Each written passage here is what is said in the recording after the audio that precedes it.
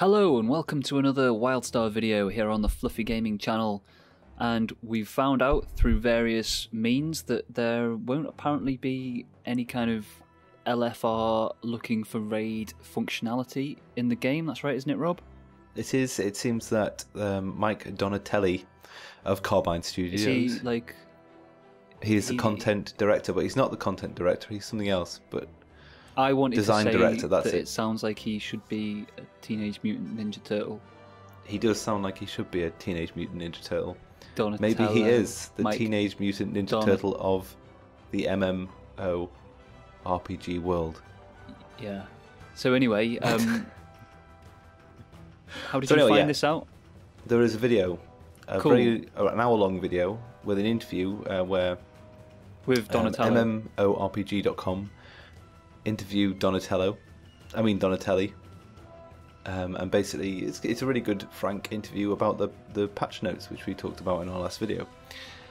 And he goes on to say, currently at this time there is no plans or any kind of plans at all, or all hatred towards a looking for raid functionality in the game.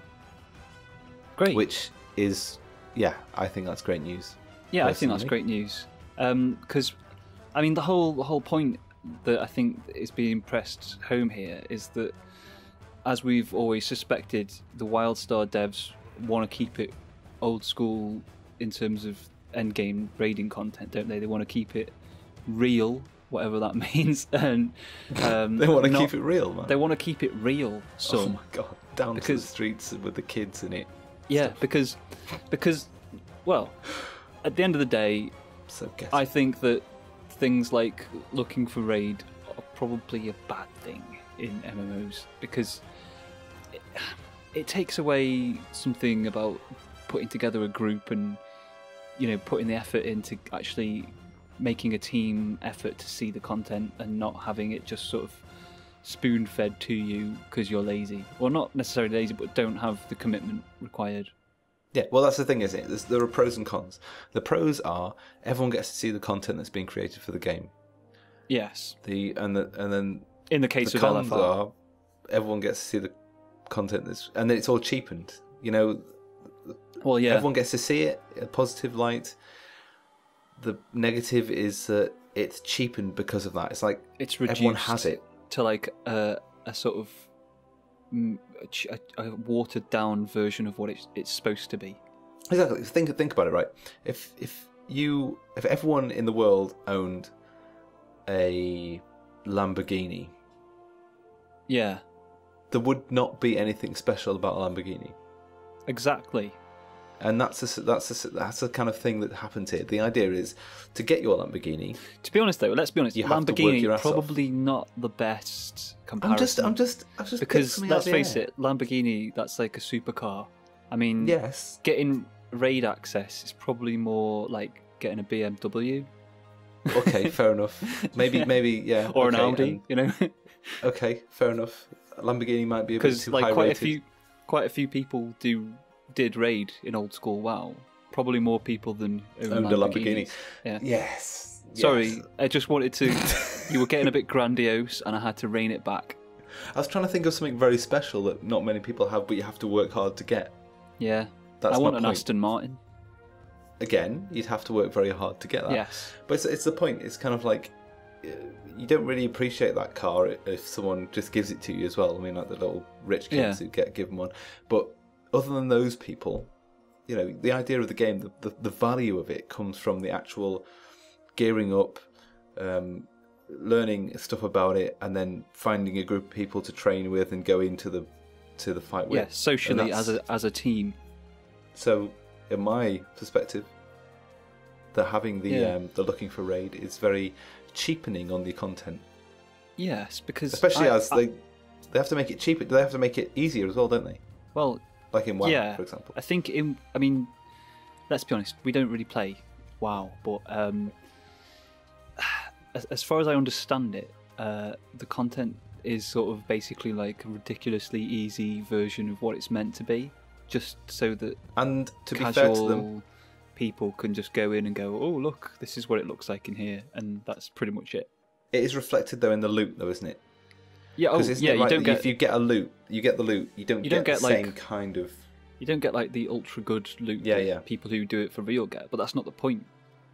It really, I mean, to my mind, I mean, I think that's one of the things that, I mean, we're making a lot of WoW comparisons in this because it does kind of relate to that whole thing. So sorry if it seems like we're bashing on WoW, but I think that's one of the reasons why, as I've heard of quite a few sort of top end WoW guilds kind of just hanging up the hat in the last few months, just because they've all seemed to say, the ones that I've heard of at least, they've all kind of sort of expressed a sense of, well, what's the point?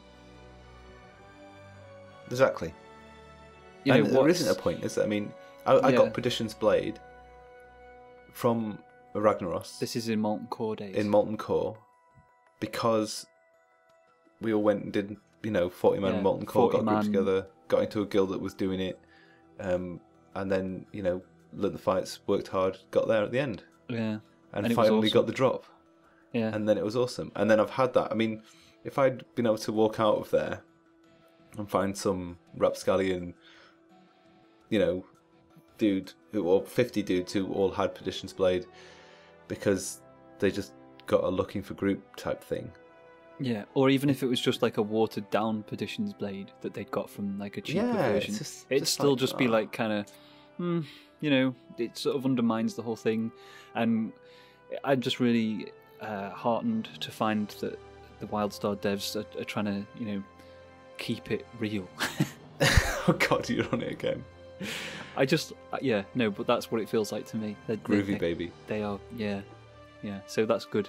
And so we just wanted to bring this to our viewers in case it had gone past them, and sort of ask the question, what do you think about LFR type system? Are you glad that it's not going to be in WildStar, or do you think there's a case to be made for having it included? I mean, let's be honest, I don't think we're trying to say that necessarily excluding people who don't have like the time for hardcore raiding is a good thing necessarily. We're not trying to say, oh well, those guys aren't going to be like hardcore, so they shouldn't get to see any of the content, because I think there's going to be plenty of content for those kind of players. Yeah, there's going to be loads of content. What the big thing they're pushing is the fact that it's not literally you end the story game part of the game and then you are stuck trying to gear up, which is pretty much what WoW was. I mean, there was lots. You could do all the quests, you could go and explore everywhere and all that kind of stuff, which a lot of people like doing. But there's actually a lot more content other than raids. Raids are like a small section of the content which will be available, it seems. In this video, actually, he goes on a lot about how they've designed the content and how it's spread out along the leveling process and through the game, and at the end, of when you've reached the cap. So definitely, if you want to raid, then you have to put the effort in to go and to reach that goal. But if you don't, or if you don't have the time, then it's not a big issue in the content wise or the actual things to do in the game. But it's good that therefore that's going to preserve the integrity of what raiding should be, and it's really in tune with their whole idea of making it 40 man. Isn't it going to be 40 man? Yeah, there's going to be 40 man. Yeah, so it looks like if you pine for the days of Molten Core style, Blackwing Lair style, old school large raids, WildStar's going to be right up your alley. So anyway, moving on. There was one other thing that we wanted to talk about. What? Sorry? Wow. Okay. You were talking about things going up my alley. I'm sorry. You, sir, are drinking. Yes, I know. I'm sorry. Yes, you're a rapscallion. Anyway, I've lost my train of thought. Moving on. We wanted to also talk about the fact that in WildStar there's going to be a sort of, well, let's face it, Google Plus style social interaction level, in terms of there's going to be the equivalent of circles. If you've used Google Plus and you know how that thing works, where you can drag people into little different divided kind of circles of love, then that's how... Which is awesome, by the way. Oh yeah, it is awesome. If you haven't got onto Google Plus, that definitely need to go and try it out. And that's kind of how it's going to work in WildStar. So tell us a bit more about that. Well, basically what they were looking at doing was, as he explains it in the video, if you watch it through, you will see that they were thinking about holding off letting people create guilds until people reached a certain level or had a certain amount of money. I don't know what the So there'll be a level limitation requirement was. to forming a guild. Well, this is what it used to be, and what the Okay. idea was is that people would form circles and use social circles to create mini guilds almost, and then when they got to a certain, I think it was literally when you've got a certain amount of circles or a certain amount of people in your circles, you can then create a guild out of it. You know, you've got the clout to create a guild, and the idea being of that was they wanted to keep guilds as a special thing, as a kind of like, you know, an evolution of social gaming. Now, Yeah. through the playtesting and everything like that, people have said, "Why can't I make a guild? I want to make a guild now," etc., etc. So they've kind of gone, "Okay, we'll let you make guilds." Okay. But it looks like the circles are staying in, which I think is really cool, because being able to grab people from your real life and put them into sections like you can in Google Plus, which is amazing, as I said. Yeah, I think it will work really well. I think it will be really interesting and be able to grab people in. It's just that whole level of being able to, you know, create groups that don't have, you know, the whole commitment side of a guild, but still being able to be there and have, you know, multiple little circles that you can just interact with, and there's a level of kind of, it is almost a guild, but you're not committed to just that one group. Yeah, kind of like how in Guild Wars 2 you can be in multiple guilds almost. Yes, but I suppose it is. But I guess with it being sort of circle-like, it'll be a little bit more dynamic. Yeah. Yeah, I mean, and you'll be able to... but the awesome thing about it is, for example, there were some... in the... Was it the Lich Bane content? The Lich King content. Wrath of the Lich Bane. Yeah, Wrath of the Lich Bane. Yeah, that was a great expansion. The fluffy team were formed, weren't they? Yeah. And you tell us who they were and what you did, more than anything, not necessarily name them. Well, what Rob means is that this whole fluffy community that we're part of now is kind of an offshoot of a group of 10-man raiders from World of Warcraft, from the Wrath of the Lich Bane expansion.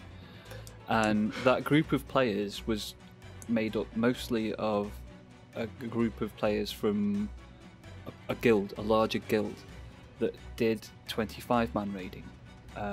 Well, it kind of did it up until that point, and then it kind of got progressively worse at doing it.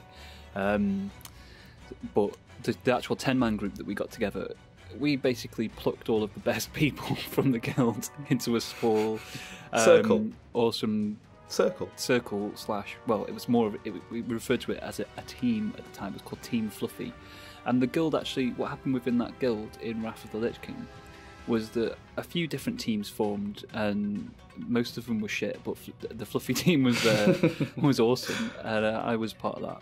And, of course. Because, you know, I was awesome, and I was an OP Death Knight. So that's kind of a similar sort of idea, isn't it? It's the whole breaking down of a larger group into smaller groups to tackle small group content.